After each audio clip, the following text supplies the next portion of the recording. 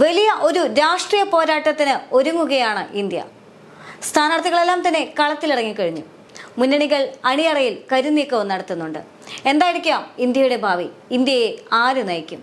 എന്തായിരിക്കാം ജനവിധി അഥവാ ജനഹിതം? യഥാർത്ഥത്തിൽ BJPക്കെതിരെ സംഘപരിവാർ രാഷ്ട്രീയത്തിനെതിരെ ഇന്ത്യ ഒന്നിക്കുന്നു എന്ന് പറയുന്ന പുത്തൻ ആശയവുമായി തന്നെ ഇന്ത്യ മുന്നണി ഇപ്പോൾ കളത്തിലിറങ്ങുകയാണ്. അതുതന്നെയാണ് ഇപ്പോഴത്തെ ലോക്സഭാ തെരഞ്ഞെടുപ്പിലെ ഏറ്റവും വലിയ സവിശേഷത. എന്തായിരിക്കാം ഇന്ത്യ മുന്നണിയുടെ ഒരു നീക്കം എന്ന് പറയുന്ന വലിയൊരു ആകാംക്ഷ നിൽക്കുന്നുണ്ട്. അതേസമയം തന്നെ ഇന്ത്യ മുന്നണിയെ തന്നെ തട്ടിത്താഴയിടാൻ മാത്രം കെൽപ്പ് ആർജിക്കുകയാണ് യഥാർത്ഥത്തിൽ BJPയും ചെയ്യുന്നത്. അതുകൊണ്ട് തന്നെ ഇന്ത്യ മുന്നണിയും BJPയും പരസ്പരം ഏറ്റുമുട്ടുന്ന ഒരു രാഷ്ട്രീയ സാഹചര്യം കൂടിയാണ് ഇന്ത്യയിലേത്. ഈ ഒരു രാഷ്ട്രീയ സാഹചര്യം പരിശോധിക്കുമ്പോൾ തെരഞ്ഞെടുപ്പിന്റെ ദിവസം പോലും പ്രഖ്യാപിക്കാത്ത ഈ സാഹചര്യത്തിൽ യഥാർത്ഥത്തിൽ സ്ഥാനാർത്ഥികളെല്ലാം തന്നെ കളത്തിലിറങ്ങിക്കഴിഞ്ഞിരിക്കുകയാണ്. അതേസമയം തന്നെ സജീവമായ കരുനീക്കവും എല്ലാ മുന്നണികളുടെ ഭാഗത്തു നിന്നും നീക്കിയും കഴിയുന്നുണ്ട്. ഇന്ത്യ മുന്നണിയിൽ ആദ്യം തന്നെ വലിയ തരത്തിലുള്ള ആശങ്കകൾ ഉണ്ടായിരുന്നുവെങ്കിലും ഇപ്പോൾ ഓരോ സംസ്ഥാനങ്ങൾ പരിശോധിക്കുന്ന സാഹചര്യത്തിൽ ഒരുപക്ഷെ ഇന്ത്യ മുന്നണിയുടെ വിജയ സാധ്യത എന്ന് പറയുന്നത് അതൊരൽപ്പം BJPയേക്കാൾ മുകളിൽ തന്നെയാണ് എന്ന് പറയേണ്ടി വരും. ശനിയാഴ്ച BJP ആദ്യഘട്ട സ്ഥാനാർത്ഥി പട്ടിക പുറത്തുവിട്ടിരുന്നു. ഇനി ഇന്ത്യ സഖ്യത്തിന്റെ ഊഴമാണ്. പട്നയിൽ ഇന്ത്യ റാലി കഴിഞ്ഞതോടെ സീറ്റ് ചർച്ചകളും സ്ഥാനാർത്ഥി നിർണയവും ഊർജിതമാകാനാണ് സാധ്യത. ഈ മാസം 2ാം വാരം തെരഞ്ഞെടുപ്പ് പ്രഖ്യാപിക്കുമെന്നുള്ള വിവരങ്ങളും പുറത്തുവരുന്നുണ്ട്. അതേസമയം തന്നെ ഈ ലോക്സഭാ തെരഞ്ഞെടുപ്പിൽ കൂടുതൽ മണ്ഡലങ്ങളുള്ള ചില സംസ്ഥാനങ്ങളിൽ വിശകലനം ചെയ്തുകൊണ്ടാണ് എന്തായിരിക്കാം ഇന്ത്യ മുന്നണിയുടെയും അതുപോലെ തന്നെ BJPയുടെയും വിജയ സാധ്യത എന്നാണ് പരിശോധിക്കുന്നത്. ആദ്യത്തേത് UP ആണ്. 80 ലോക്സഭാ മണ്ഡലങ്ങളാണ് ഉത്തർപ്രദേശിലുള്ളത്. മഹാരാഷ്ട്ര 48 ലോക്സഭാ മണ്ഡലങ്ങൾ, പശ്ചിമ ബംഗാളിൽ 42, ബീഹാറിൽ 40, തമിഴ്നാട്ടിൽ 39, മധ്യപ്രദേശ് 29, കർണാടക 28, ഗുജറാത്ത് 26, രാജസ്ഥാൻ 25, ആന്ധ്രാപ്രദേശ് 25 എന്നിങ്ങനെയാണ് കൂടുതൽ ലോക്സഭയുള്ള സംസ്ഥാനങ്ങളെല്ലാം തന്നെ വരുന്നത്. ഈ ഒരു സാഹചര്യത്തിൽ എന്തായിരിക്കാം സ്വാഭാവികമായും ഏറ്റവും അധികം ലോക്സഭാ മണ്ഡലമുള്ള ഉത്തർപ്രദേശ് അഥവാ UPയുടെ രാഷ്ട്രീയ സാഹചര്യം എന്നാണ്. UPയെ സംബന്ധിച്ചിടത്തോളം സ്വാഭാവികമായും BJPക്ക് വളരെ വലിയൊരു ഹോൾഡ് ഉണ്ട് എന്ന് വിശ്വസിക്കുന്ന ഒരു സംസ്ഥാനം കൂടിയാണ് ഉത്തർപ്രദേശ് എന്ന് പറയുന്നത്.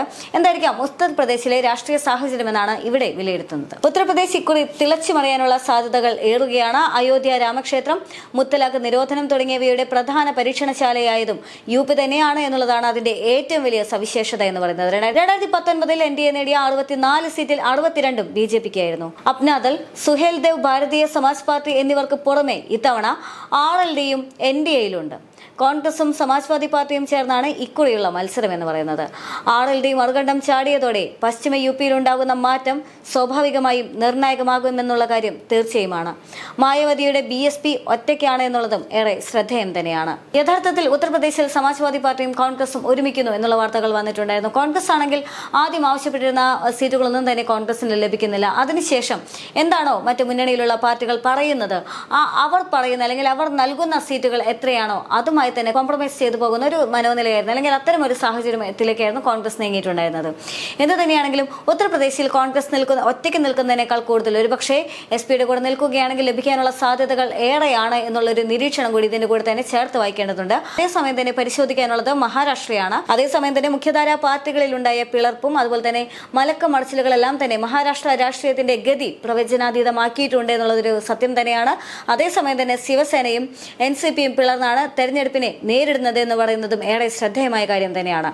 ഇരു പാർട്ടിയിലെയും ഒരു വിഭാഗം BJPക്കൊപ്പവും മറുവിഭാഗം ഇന്ത്യ സഖ്യത്തിലുമാണ്. പവാർമാരുടെയും താക്കറെമാരുടെയും ഭാവി ഈ തെരഞ്ഞെടുപ്പിൽ നിശ്ചയിക്കപ്പെടുമെന്നുള്ള കാര്യവും ഏറെ ശ്രദ്ധേയം തന്നെയാണ്. 2019 BJP 23 സീറ്റും ശിവസേന 18 സീറ്റും നേടിയെന്നുള്ളതും ശ്രദ്ധേയമായ കാര്യം തന്നെയാണ്. എന്നാൽ അതേസമയം തന്നെ പശ്ചിമ ബംഗാളിലേക്ക് നീങ്ങുന്ന സാഹചര്യത്തിൽ BJPക്ക് അവിടെ വിജയ സാധ്യത കൂടുകയാണ് എന്നുള്ള വാർത്തകൾ പുറത്തു വരുന്നുണ്ട്, അല്ലെങ്കിൽ അത്തരത്തിലുള്ള റിപ്പോർട്ടുകൾ പുറത്തു വരുന്നുണ്ട്. BJPക്ക് കൂടുതൽ സീറ്റ് നേടാനാകുമോ എന്നുള്ള ചോദ്യമാണ് അവിടെ ഉയർന്നു വരുന്നത്. കോൺഗ്രസ് ഇടത് പാർട്ടികൾക്ക് കാര്യമായ പ്രതീക്ഷ യഥാർത്ഥത്തിൽ പശ്ചിമ ബംഗാളിൽ ഇല്ല എന്നുള്ളത് ഏറെ ശ്രദ്ധേയം തന്നെയാണ്. ഇന്ത്യ സഖ്യത്തിന്റെ ഭാഗമായി മത്സരിക്കും എന്നതുകൊണ്ട് മാത്രം മമത മനസ്സ് തുറന്നിട്ടുമില്ല എന്നുള്ളൊരു യാഥാർത്ഥ്യം കൂടി അവിടെയുണ്ട്. 2009 TMC 22ഉം BJP 18 സീറ്റുകൾ നേടിയിട്ടുണ്ട്. 2014 BJPക്ക് 2 സീറ്റുമായിരുന്നു. യഥാർത്ഥത്തിൽ ഇന്ത്യ മുന്നണിയെ സംബന്ധിച്ചിടത്തോളം പശ്ചിമ ബംഗാൾ എന്ന് പറയുന്നത് വലിയ ഒരു കല്ലുകടി തന്നെയായിരുന്നു. വളരെ കുറച്ച് നാളുകളായിട്ട് ഇന്ത്യ സഖ്യത്തിലുണ്ടാകുന്ന എല്ലാ പ്രശ്നങ്ങൾക്കും പുറകിൽ അവിടെ മമതയുടെ ഒരു വാക്കുകളോ അല്ലെങ്കിൽ കരങ്ങളോ ഉണ്ടായിരുന്നു എന്നുള്ള ഏറെ ശ്രദ്ധേയമാണ്. അതേസമയം തന്നെ ഭാരത് ജോഡോ ന്യായ് യാത്ര പശ്ചിമ ബംഗാളിലൂടെ കടന്നു പോകുന്നതിന് മുൻപേ തന്നെ അറിയിച്ചിട്ടുണ്ടായിരുന്നില്ല എന്നുള്ള അത്തരത്തിലുള്ള ചെറിയ ചെറിയ പരിഭവങ്ങൾ മമതയുടെ ഭാഗത്തു നിന്നുണ്ടായിരുന്നു. രാഹുൽ ഗാന്ധിയോട് ചേർന്ന് നിൽക്കാൻ പറ്റാത്ത ചില രാഷ്ട്രീയ സാഹചര്യങ്ങളുണ്ടായിരുന്നു. അതേസമയം തന്നെ ഇന്ത്യ മുന്നണി വളരെ മികച്ച ഒരു രീതിയിൽ പോയിക്കൊണ്ടിരുന്ന ഇന്ത്യ മുന്നണിയിൽ അവിടെ മല്ലികാർജ്ജുൻ ഖാർഗെ തന്നെ പ്രധാനമന്ത്രിയായി വരണം എന്നൊരു ആവശ്യം ഉന്നയിക്കുകയും നിതീഷ് കുമാർ പിഴിഞ്ഞു പോകുന്നൊരു തലത്തിലേക്ക് എത്തുകയും പിന്നീട് നിതീഷ് കുമാർ ഇന്ത്യ മുന്നണിയിൽ നിന്ന് തന്നെ വിട്ടുപോകുന്ന ഒരു രാഷ്ട്രീയ സാഹചര്യത്തിലേക്കെല്ലാം തന്നെ വഴിതെളിച്ചത് യഥാർത്ഥത്തിൽ മമതയുടെ ചില വാക്കുകൾ തന്നെയായിരുന്നു. അപ്പോൾ മമതയാണ്, പശ്ചിമബംഗാളിൽ മമതയാണ് എന്നുള്ള കാര്യം വ്യക്തമാണ്. അതേസമയം തന്നെ എന്തിനും തയ്യാറാണ് കോൺഗ്രസ് എന്ന് പറയുന്ന ഒരു സമീപനമാണ് ഇക്കുറി കോൺഗ്രസ് എടുത്തിട്ടുള്ളത്.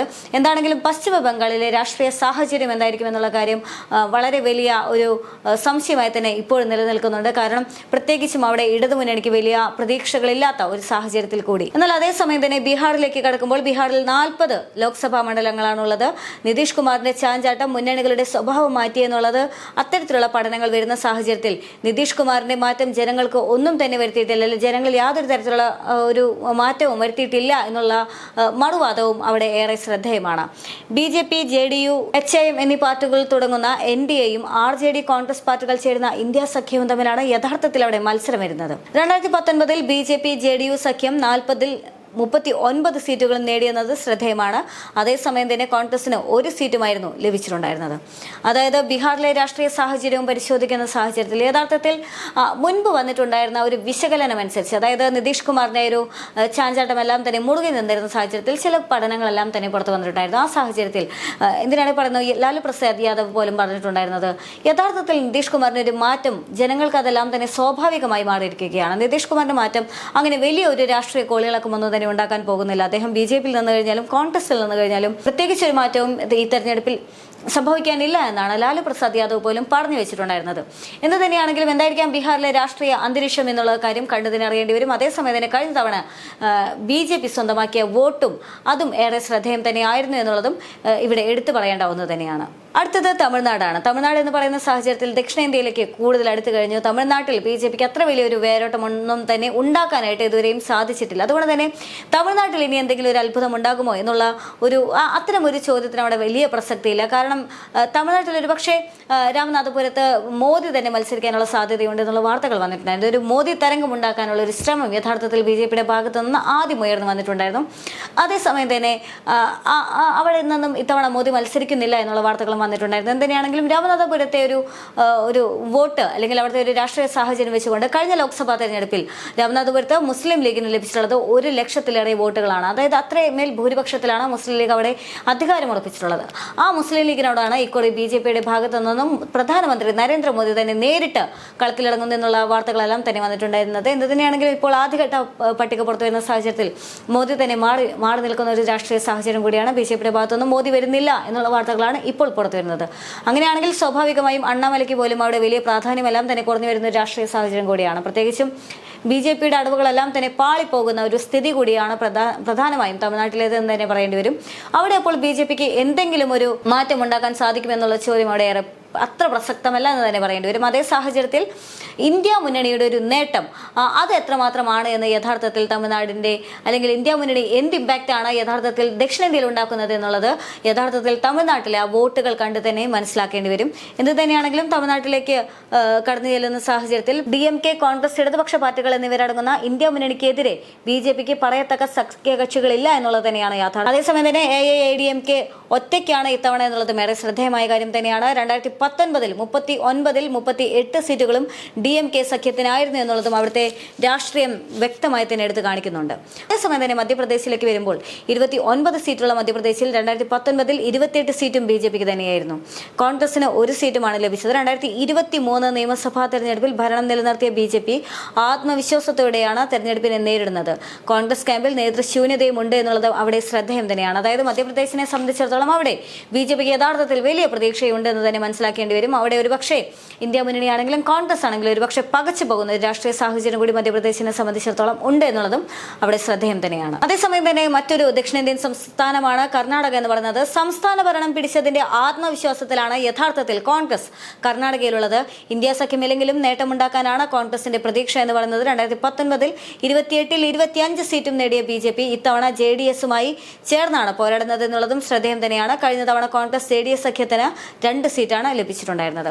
എന്നാൽ അതേസമയം തന്നെ കർണാടകയിലെ നിയമസഭാ തെരഞ്ഞെടുപ്പിലേക്ക് കടന്നു ചെല്ലുന്ന സാഹചര്യത്തിൽ അവിടെ ഒരു വലിയൊരു മുന്നേറ്റം തന്നെ കോൺഗ്രസിന് ഉണ്ടായിരുന്നു എന്നുള്ളത് തന്നെയാണ്. ഒരു കോൺഗ്രസ് ഭരിക്കുന്ന ഒരു ദക്ഷിണേന്ത്യൻ സംസ്ഥാനം കൂടിയാണ് കർണാടക എന്നുള്ളതും കോൺഗ്രസ് അധികാരത്തിൽ വന്നതിന് ശേഷം എന്താണോ അവർ കൃത്യമായി തന്നെ പറഞ്ഞിട്ടുണ്ടായിരുന്നത്, അതായത് പ്രകടന പത്രികയിൽ എന്ത് വാഗ്ദാനങ്ങളാണ് നൽകിയിട്ടുണ്ടായിരുന്നത് അതെല്ലാം തന്നെ ഒന്നൊന്നായി തന്നെ നടപ്പിലാക്കി കാണിച്ചു കൊടുക്കാനായിട്ട് ആ കോൺഗ്രസ് സർക്കാരിന് സാധിച്ചു എന്നുള്ളതും ഒരുപക്ഷെ ഈ ലോക്സഭാ തെരഞ്ഞെടുപ്പിൽ അലടിക്കാനുള്ള സാധ്യതകൾ ഏറെയാണ്. യഥാർത്ഥത്തിൽ കർണാടകയെ സംബന്ധിച്ചിടത്തോളം അവിടുത്തെ സർക്കാർ എന്ന് പറയുന്നത് ഒരർത്ഥത്തിൽ വിജയിച്ചു കൊണ്ടിരിക്കുന്ന ഒരു രാഷ്ട്രീയ സാഹചര്യം കൂടിയാണ് എന്നുള്ളതാണ്. എന്ത് തന്നെയാണെങ്കിലും തെരഞ്ഞെടുപ്പ് ഒരുക്കങ്ങളെല്ലാം തന്നെ കൊടുമ്പിരി കൊണ്ടിരിക്കുകയാണ്. അതേ സാഹചര്യത്തിൽ ഇന്ത്യ മുന്നണിയും BJPയും നേർക്കുനേർ ഏറ്റുമുട്ടുന്ന ഒരു സാഹചര്യം കൂടിയാണ്. യഥാർത്ഥത്തിൽ ഒരു ഇന്ത്യ മുന്നണി എന്ന് പറയുന്നത് ഒരു ആശയമായാണ് ആദ്യം ഉയർന്നു വന്നിട്ടുള്ളത്. ആ ആശയം ഒരുപക്ഷെ സംഘപരിവാറിന് മുകളിലേക്ക് വരാൻ സാധിക്കുമെന്നുള്ളതാണ് ഏറെ ആശങ്ക അല്ലെങ്കിൽ ഏറെ പ്രതീക്ഷയോടെ കാത്തിരിക്കുന്ന ഒരു കാര്യം എന്ന് പറയുന്നത്. എന്തിനാണെങ്കിലും BJPയും തങ്ങൾ ഒട്ടും പുറകിലില്ല എന്ന് പറഞ്ഞുകൊണ്ട് തന്നെയാണ് ഈ മത്സരത്തെ നേരിടുന്നത്. BJPയെ സംബന്ധിച്ചിടത്തോളം ഇത് അഭിമാന പ്രശ്നം കൂടിയാണ്. ഒരു 3ാം മോദി സർക്കാർ കൂടി BJP ഉന്നമിടുന്നുണ്ട്. അതിനുള്ള പടികളെല്ലാം തന്നെ BJPയുടെ ഭാഗത്തു നിന്നും ഉയർന്നു വരുന്നുണ്ട്. അതേസമയം തന്നെ പ്രധാനമന്ത്രി നരേന്ദ്രമോദി പറയുന്നത് 400 സീറ്റുകളിൽ കൂടി ഞങ്ങൾ സ്വന്തമാക്കുമെന്ന് അദ്ദേഹം പറഞ്ഞു വെക്കുന്നുണ്ട്. എന്ത് തന്നെയാണെങ്കിലും BJPയെ സംബന്ധിച്ചിടത്തോളം അഭിമാന പോരാട്ടം തന്നെയാണ്. അതേസമയം കോൺഗ്രസിനെ ആണെങ്കിലും അഥവാ ഇന്ത്യ മുന്നണിയെ സംബന്ധിച്ചിടത്തോളം അവരുടെ കടന്നുവരവ് കൂടിയാണ്, അല്ലെങ്കിൽ ഏറെ പ്രതീക്ഷയാണ് യഥാർത്ഥത്തിൽ ഇന്ത്യ മുന്നണി എന്ന് പറയുന്നത്. അതുകൊണ്ട് തന്നെ ആ പ്രതീക്ഷകൾ ജനങ്ങൾക്ക് നൽകാനാകുമോ എന്നുള്ളൊരു അവരെ സംബന്ധിച്ചിടത്തോളം ജീവൻ മരണ പോരാട്ടം തന്നെയാണ് യഥാർത്ഥത്തിൽ ഇന്ത്യ മുന്നണിയെ സംബന്ധിച്ചിടത്തോളം ഇനി നേരിടാനിരിക്കുന്നത് എന്നുള്ളതാണ്.